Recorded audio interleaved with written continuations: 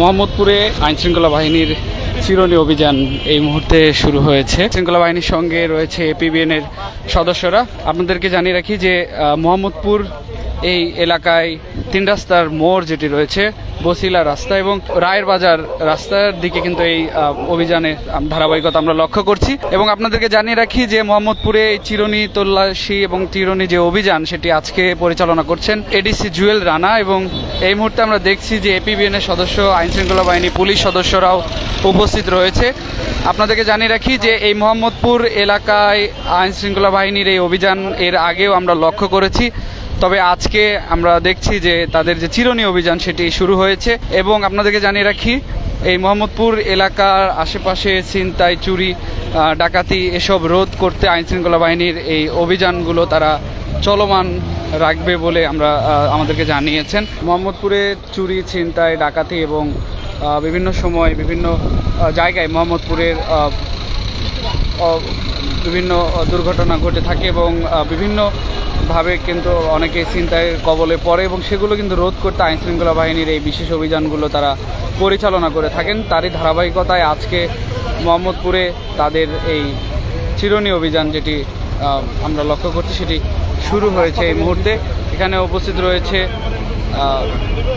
ADC Jewel Rana এবং এই মোহাম্মদপুর জোনের ডিসি। আমরা তাদেরকে লক্ষ্য করছি এবং এপিবিএন এর সদস্য যারা তারাও কিন্তু এখানে উপস্থিত রয়েছে।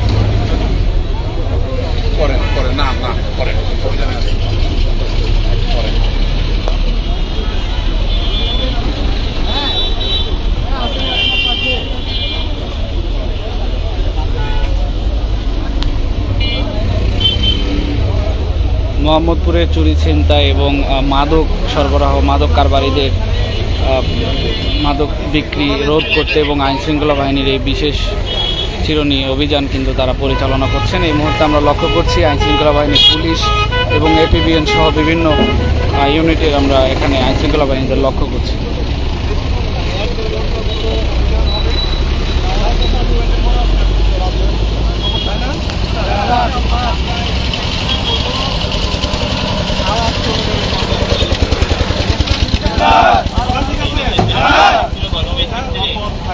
মোহাম্মদপুর এলাকায় বিশেষ করে এই রায়ের বাজার থেকে শুরু করে যে এই এলাকাটি বেড়িবাঁধ এলাকায় যে অপরাধের কর্মকাণ্ড ঘটে, আপনারা বেশিরভাগই জানেন যে এরা ভাসমান এবং বিভিন্ন জায়গা থেকে এরা আসে, আশেপাশের উপজেলা থেকে আসে, আশেপাশের দূরবর্তী জেলা থেকে এখানে অনেকে অনেক কাজ করে, যাদের হয়তো স্পেসিফিক কোনো জীবিকা নেই, এরাই ছিনতাইয়ের কাজে যুক্ত থাকে, এরাই কিশোর গ্যাংয়ের বিভিন্ন সদস্য হিসেবে লিপ্ত থাকে।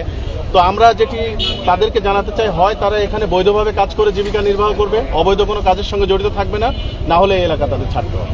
মিনি থানা বিষয়ে কথা হচ্ছে বসিলা এলাকায়, আপনাদের থানার আবেদন আছে, এই বিষয়ে কোনো অগ্রগতি আছে? আসলে মিনি থানা বলতে এখানে একটি অস্থায়ী ক্যাম্প অনেক আগের থেকেই আমাদের কাজ করে আসছে, কিন্তু সেই ক্যাম্পের সদস্য সংখ্যা একটু কম ছিল। এখন সেই সদস্য সংখ্যাটি আমাদের কমিশনার স্যার বাড়িয়েছে। সামনে এই ক্যাম্পটিকে থানায় রূপান্তরিত করার জন্য প্রয়োজনীয় ব্যবস্থাও আমাদের পুলিশের সিনিয়র অথরিটি নেবেন বলে আমাদের আশ্বস্ত করেছেন। যেহেতু এই এলাকাটি থানা থেকে একটু দূরে হওয়ায় এবং এখানে অভিযান পরিচালনা করা একটু কষ্টসাধ্য হয়, এই এলাকায় একটি থানা অনেক দিনের দাবি, এই জনগণেরও দাবি এই এলাকার। সেই সাথে আমরাও এটি অনুধাবন করেছি, এই এলাকার একটি থানা হলে এখন যে আইন শৃঙ্খলা পরিস্থিতি আছে এর চেয়ে হয়তো আইন শৃঙ্খলা পরিস্থিতি আরেকটু আমরা ভালো রাখতে পারবো।